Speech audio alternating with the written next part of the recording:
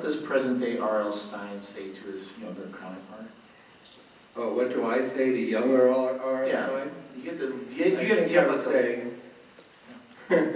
I think I would say, now I know it's a long time away, but when 2008 comes around, get out of the stock market.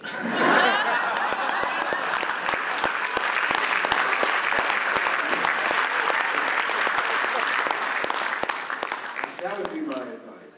That would come in handy. Yes, I think so. My advice actually to kids is, and especially kids who want to be writers or whatever, is to just say yes to everything. Just say yes. Because no one really believes this, but everything that happens to you pretty much happens by accident. And you just have to be open. Everything that's happened to me in my whole career was an accident. I never planned to write for kids. But I grew up in Columbus, Ohio, and moved to New York after college, and started getting jobs, and I needed jobs to stay in New York. I wanted to be an adult writer, humorist, and I ended up at Scholastic as an editor at Scholastic, and there I was writing for kids. But my whole life, I only wanted to be funny. I never planned to be scary. I only wanted to be funny. And I ended up, I had a humor magazine for 10 years at Scholastic. And then one day, I was having lunch with an editor. And this is embarrassing, that wasn't my idea. And she had just had a fight with another teen horror writer. And she said, I don't need him anymore. I'll bet you could write a good horror novel for teenagers. Go home and write a book called Blind Date. It wasn't even my idea. To be scary. And then we wrote, so what I'm saying is that, then I've been scary ever since. But it was all an accident. And so I always tell kids, there's no real way that you can just plan. You've got to be open to things. And then, you don't know how it's going to end up. I've had plenty of scary blind dates myself. Thank you for that. That was a real sympathy laugh. All my dates are sympathy dates.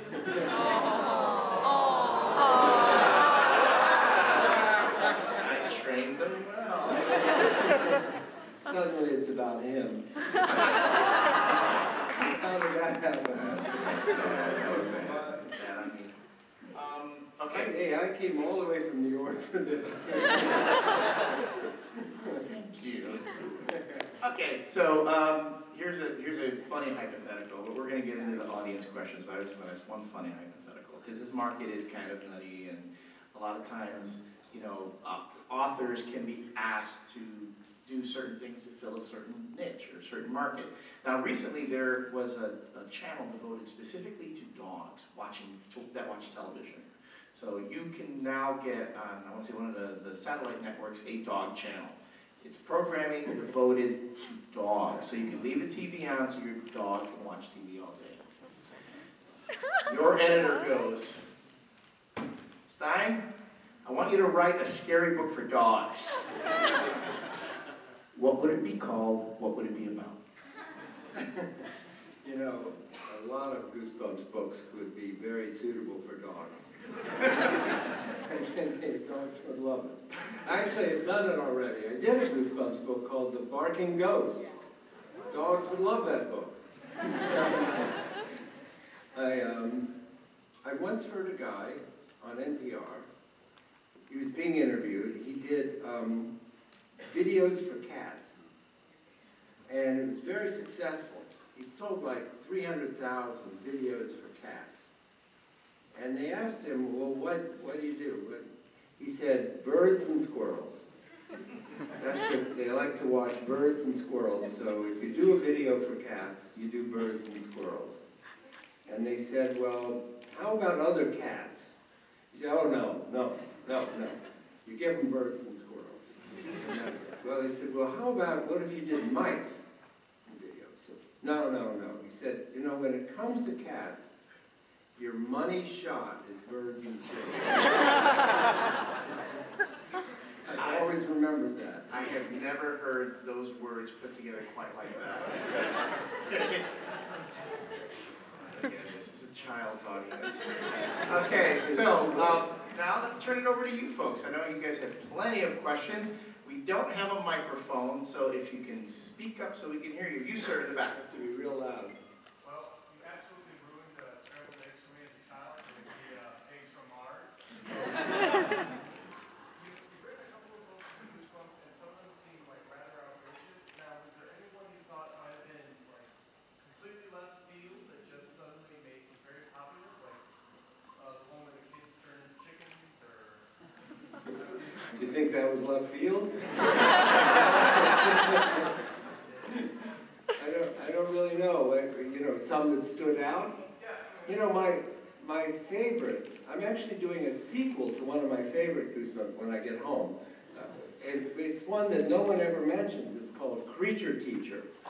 My favorite. Yeah, no one ever mentions it. It's one of my favorite ones. It's this boy is in school, and a new teacher walks in, and she's hideous. She's just awful. And she says, "Hello, welcome. I'm a monster, and I just want you to know, at the end of the semester, I'm going to eat one of you." And I love that premise. So I'm doing I do a lot of sequels these days, but so I'm going to do a sequel to that. There's another one that no one ever mentions called Brain Juice, which is, thank you very much, it's a favorite of mine, about these kids who drink this purple liquid, and they get smarter and smarter and smarter, and it ruins their life. They get kicked out of school, they're too smart, they lose all their friends because they're so smart. And they get kidnapped by aliens who think that they're smart enough to be slaves on their planet. And so they're in this spaceship being taken off by aliens, and as they go, they get stupider and stupider and stupider. I'm the only one who enjoys that, but it's one of my faves. My favorite horror writer? Stephen King. He's a great he's a wonderful storyteller. He's just amazing with the premises. I think, talk about being scary. I have to say, Pet Sematary really creeped me out. Now, I think I've stolen that plot about 4 times. I had to. It's so good. And Misery is the best book ever written about editors and writers. Right? I think that's an amazing book. Fedora? What were your thoughts on the Goosebumps TV series? My thoughts on the series? I think I was very lucky with that series. They did a wonderful job. And it was very interesting to me. You know, I couldn't write the scripts because I was writing the books. It's just so interesting to see what other writers would do, taking my stories and doing it. I love the Goosebumps series. I'm so happy it's still on. It's on the Hub Network every week. It was Canadian. It was a totally Canadian production. We shot it in Toronto. And I would do book signings here, and kids would be in line, and they would come up to me and they'd say, "How can I be on the Goosebumps show?" I'm an actor, how can I be on the show? And I'd say, "Well, you have to be Canadian."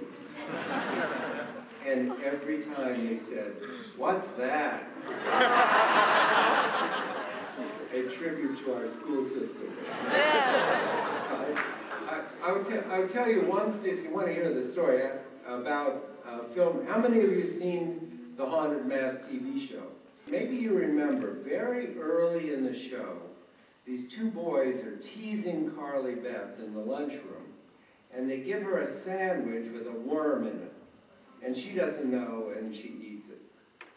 Well, we were about ready to film this episode, this scene, and we had a wonderful young actress named Catherine Long who played the part of Carly Beth, and she came to us and she said, "You know, we made a sandwich and we put a plastic worm in it, and we brought it down to the set, and we were all ready. And she said, you know, I can't do this scene with a plastic worm. I think I need a real worm.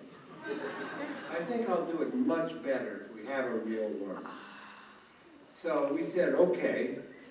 And we went out and we got a worm and we put it in the sandwich and we put the sandwich down on the set and we started to film.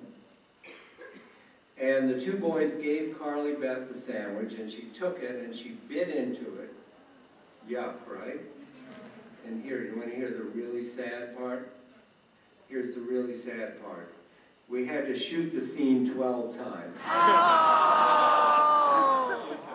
12 worms.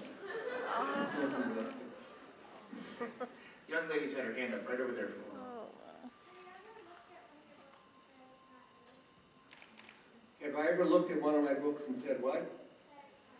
That it's not good? Yeah, the barking ghost is pretty terrible. It's pretty bad. So I thought it would be good for dogs.